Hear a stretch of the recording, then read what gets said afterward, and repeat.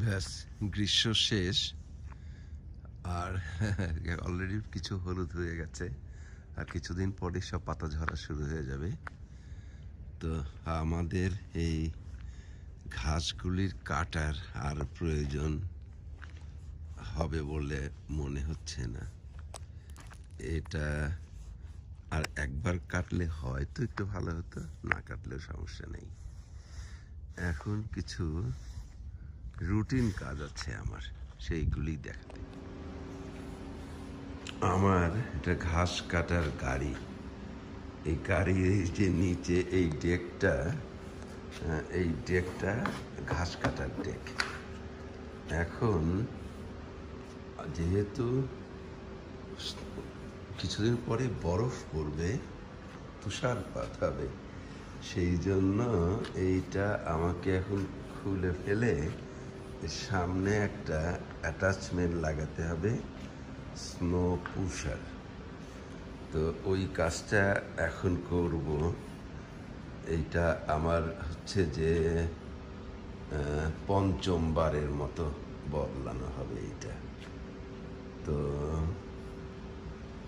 সবসময় আমি একাই করি, কিন্তু একটু হেভি ডিউটি ওয়ার্ক।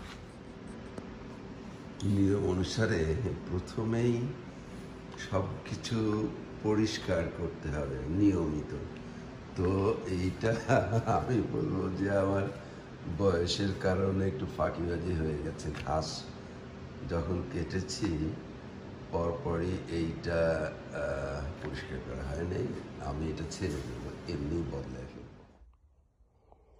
এখন এই যে ডেকটা বদলানোর পালা।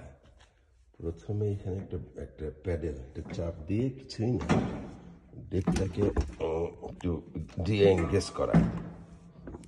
চাপ দিয়ে ডেকটাকে সরায় একটু ওর লোড থেকে ডিএঙ্গেজ করে এইটা একটা লোয়ার পয়েন্টে দিয়ে দেওয়া, যেন ছেড়ে দিলেই ডেকটা একদম মাটির সাথে মিশে গেল।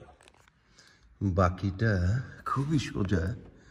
এই স্প্রিংটা ডিএঙ্গেজ করে দেওয়া। এই স্প্রিংটা ডিএঙ্গেজ করে দিলেই ডেকটা একদম সবখান থেকে আলাদা হয়ে যাবে। ব্যাস, এই যে স্প্রিংটা সরাই নিছি। এখন না ভিডিও করতেছি, গুলিটা খুলে দিলাম। খুলে দিলে এই ডেকটার সাথে আর এইখানে দুইটা সার্ক্লিপ আছে, খুলে ফেললে এই ডেকটা আলাদা হয়ে যাবে। ওই ডেকটা খুলতে পিছনে খুলে ফেলছি আমি। এই যে সামনে একটা সার্ক্লিপ, এই দুইটা খুললেই ব্যাস ডেকটা আলাদা হয়ে যাবে। ব্যাস, এই হ্যাঙ্গারটা সম্পূর্ণভাবে ডিটাচ। এখন আমার যে ডেকটা পুরাপুরি আমি টান দিলেই পাশ দিয়ে বের হয়ে যাবে। যে এই পরিষ্কারটা বাইরে করলে ভালো হয়তো, আমি হিসাব করে করি নাই।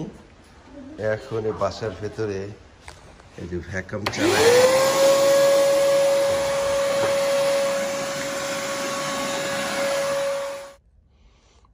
সামনের স্নো পুশার লাগানো শেষ। যত সহজে বললাম, আসলে তত সহজ না। এটা একটা ভারী একটা লোহার অ্যাটাচমেন্ট, এটা লাগাইতে হয়েছে এখানে। ডেকটা খুলে এই যে এই অ্যাটাচমেন্টগুলি সব নতুন আবার অ্যাসেম্বল করতে হয়েছে। ওজন বেশি আর কি, দেখা যাক কত বছর পারি।